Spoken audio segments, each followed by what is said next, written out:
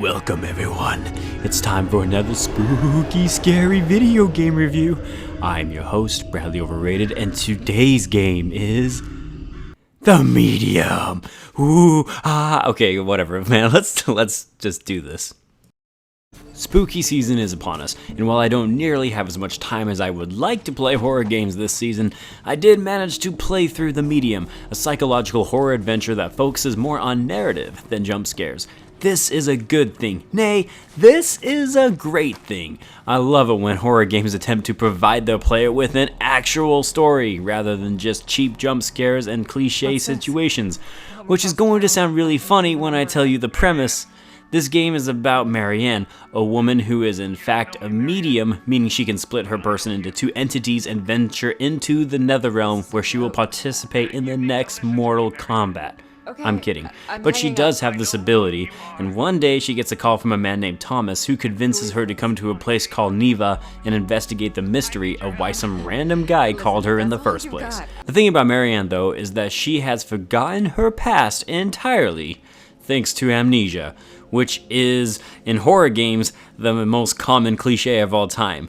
The thing about it though here is that it actually does in fact make a lot of sense and works relatively well with the plot. The entire story for that matter is very interesting, and you'll be asking yourself several questions as there are several mysteries to uncover about Neva, Marianne, and Thomas that will slowly but surely start to make more and more sense the further you dive into the game.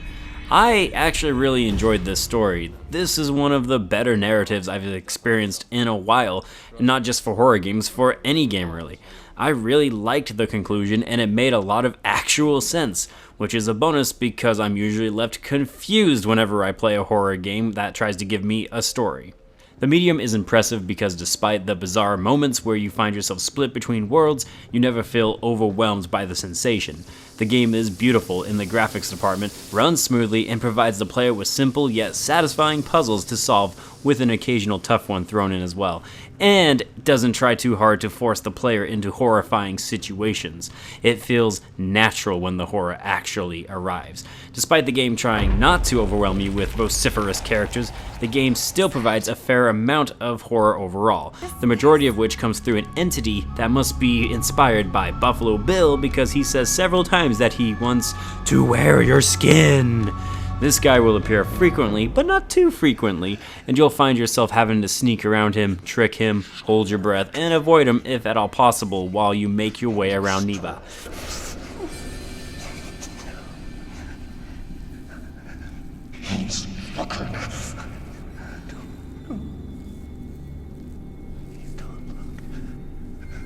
Hello? Are you alright? Look at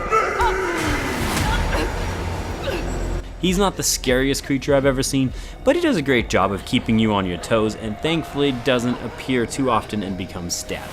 The biggest complaint I have about the Medium is the use of Marianne's abilities. For example, Marianne can create a shield around her to protect her from basically the Dark World's butterflies.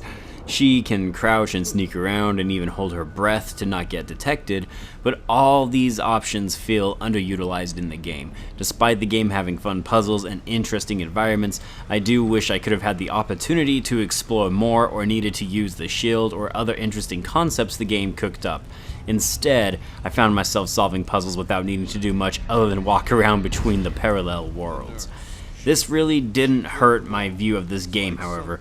The Medium is a really enjoyable experience that became better and better the further I delved into its gameplay and story. It's the story that really kept me going, and that, to me, is a sign of a great game.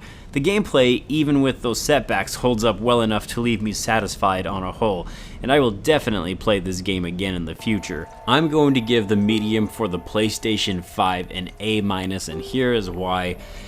I thought I was going to give it a B+.